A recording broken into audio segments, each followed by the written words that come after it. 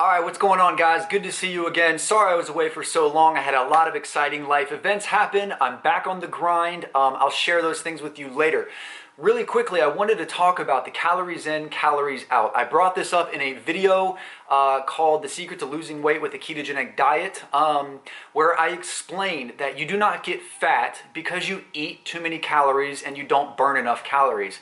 Meaning, the difference between what you eat and what you burn is not going to be stored as fat, okay? And the reason this is important for me to get across is because millions and millions of people go out and they try and lose weight and they think all they have to do is starve themselves or work out enough. Maybe they got fat because they eat too much food and they don't work out enough. And that simply could not be furthest from the truth. And I think it's sad when people don't know the truth and they run themselves into the ground at the gym, and every single time they eat a meal, they feel like every bite is going to work against them. And that's simply a tragedy in my opinion.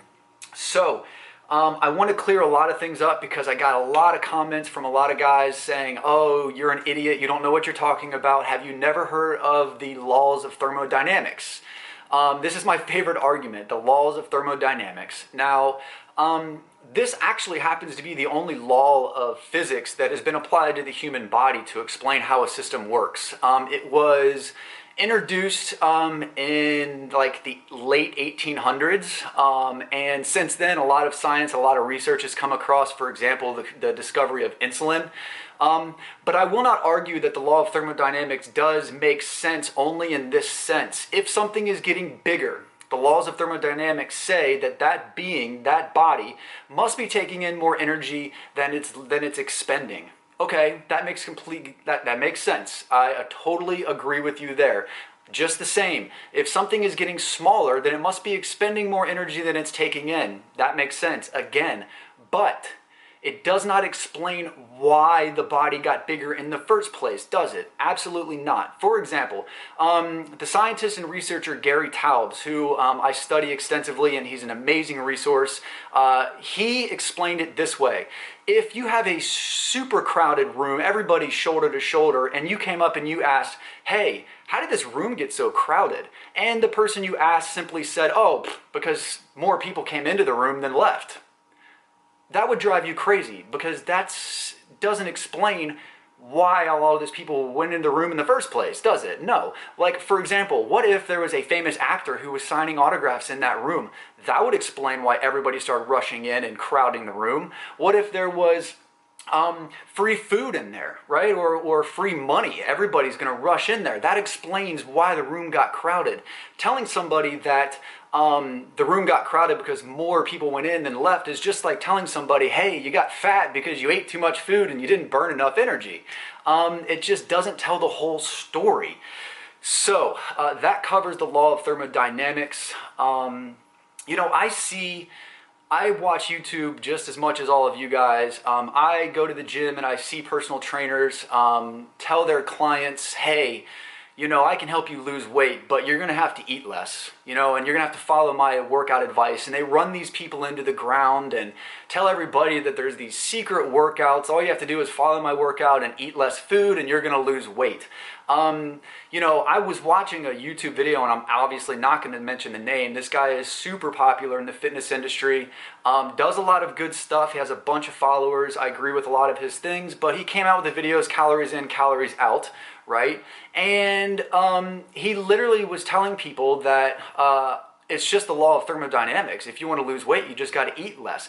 At the exact same time he's delivering this message telling everybody it's just the law of thermodynamics, he's drinking a Mountain Dew.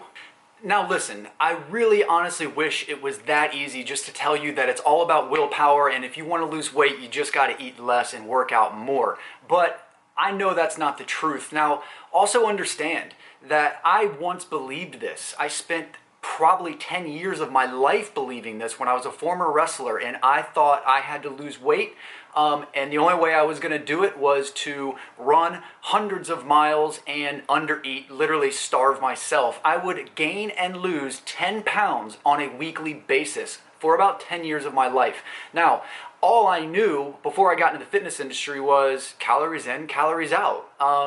You know, all I have to do is work out like a maniac and undereat. It's that simple. But That's not sustainable, as I found out in my wrestling career. So I started looking for more answers, right? I challenged my own thinking. I thought maybe there's something more to this. It might be on a higher level than I understand now, but I'm gonna look into it. So I started doing all this research, reading textbooks, reading studies, researching people like Gary Taubes and all these amazing people who explained to me that fat accumulation is not a caloric imbalance. It's a hormone imbalance, and that hormone happens to be insulin. Now, this is what I need for you guys to all understand. If it's not calories in, calories out, and trust me, I wish it was, because like I said, it would be so easy. I wouldn't have to explain anything. The science is complicated. I could just bypass all that stuff and just tell you eat less, man, and work out more, follow my workout advice. You know, instead I have to take the hard route and actually explain to you that this is how the body works, and this is the effect carbohydrates have on your body, and this is why you're gaining weight. So I'm going to attempt to do that right now. Okay. We have here a bottle of water. This is going to represent your bloodstream, okay? And right here, that is going to represent glucose from the food that your body breaks down, okay? Anytime you eat food, especially carbohydrates and protein, they break down into what's called glucose. The glucose floods your bloodstream. This right here is going to indicate insulin. So here's how it works, guys. You eat food. Let's say you wake up in the morning, you eat a carbohydrate-rich meal. And see, the thing about carbohydrates is they very quickly turn to glucose and rapidly flood your blood with sugar. So you wake up in the morning, you have a bowl of cereal, some oatmeal, some fruit, anything like that. Guess what? Here's what happens. It converts into glucose, it goes into your bloodstream, it raises your blood sugar. You've all heard the term blood sugar. Now you have a significant amount of glucose in your bloodstream. If you get too high of blood sugar, you will pass out and you will die. So the body, right, over millions of years basically said we have to have a defense mechanism. So the defense mechanism is insulin. Your pancreas, when this happens, your blood sugar goes up. Your pancreas secretes the hormone called insulin. Insulin gets into your bloodstream now like this. Now what insulin's going to do, it's going to act like a key. It's going to take all these glucose molecules and it's one by one going to start unlocking fat cells and allowing that glucose to go into the fat cell, thereby getting it all out of your bloodstream. It's literally storing fat. Okay, now sometimes for certain individuals, this process works very, very good. That is called being insulin sensitive. Me, for example, I can eat all the carbs I want really, and I'm never going to be obese. I'm never going to gain a ton of weight. I don't eat carbs, but if I did, I would get away with it. There'd be no problem at all. My body works very good. I eat a bagel, you know, out comes blood sugar, right? And out comes the insulin. It just takes a tiny, tiny little bit of insulin, and insulin does its job, and I'm good. It takes maybe an hour to store that stuff away. However, the majority of people are what are called insulin resistant. You must remember that term, insulin resistant. So here's what happens. You spend a bunch of your life eating carbohydrates, you know, and you wake up in the morning, you have some carbs, up goes the blood sugar, out comes insulin. The next meal, more blood sugar. It's going to take a little more insulin now this time, and you become resistant to that insulin, meaning, using the key example, your blood sugar goes up, insulin comes out, and all of a sudden the key is dull. It's not working as good because there's so much damn glucose in your fat cell that your body literally says, we can't take any more glucose, man. And it starts resisting the effect of insulin. That's a big problem because your body needs to clear that glucose, like I said, or else it dies. So what does your body do now that you become a little bit insulin resistant? You eat a bagel, up goes your blood sugar. Now it takes a massive amount of insulin in order to get just a tiny bit of glucose into the cell. And remember this, anytime insulin's in your bloodstream, I don't care if you run a freaking marathon, if there's a ton of insulin in your bloodstream, you are storing fat. Because insulin, since it's trying to put that glucose inside the fat cell, at the same time it has to prevent fat from leaving the cell, right? It can't do both. It's either storing fat or burning it. So understand that as well. Now here's the problem. Now you're insulin resistant. Now, even if you eat just a little bit of carbohydrates, your body's going to have to secrete a ton of insulin. You'll be in fat storage mode for 4 hours, even if you just eat a friggin' bagel. Ultimately, what happens is you carry down this road, and for years you keep eating carbohydrates, you become more and more and more insulin resistant. Ultimately, here's what happens. You eat that same bagel, up goes the blood sugar, and your pancreas quits. It just quits. It says, you know what, man? We're done. Like, we cannot do this anymore. We're all out. We give up. Then you become diabetic. You now have diabetes. Okay, your pancreas has completely shut down. You specifically have type 2 diabetes, right? Guess what you have to do now? You have to inject insulin into your bloodstream. So every time your blood sugar goes up, you take a needle, you shove it in your arm, and you inject insulin so the insulin can start taking the glucose out of your bloodstream.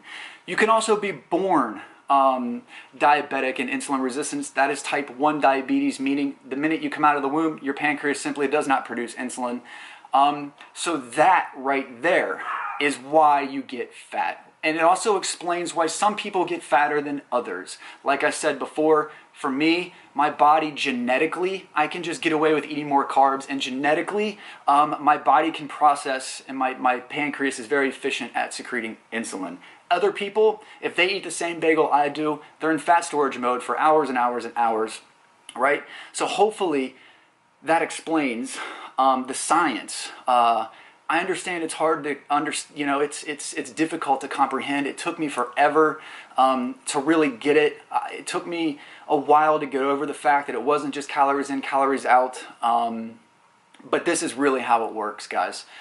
So I'm going to end the video now. I'll be doing so many more things. My life just finally opened up. Like I said before, so many things have been going on. But I'm on a mission, and I appreciate all the support that you guys give me. I also appreciate the haters, man. It keeps me motivated as well. I just focus on the positives. So this is going to be a fun journey, and I'm excited. So I will see you guys on the next video.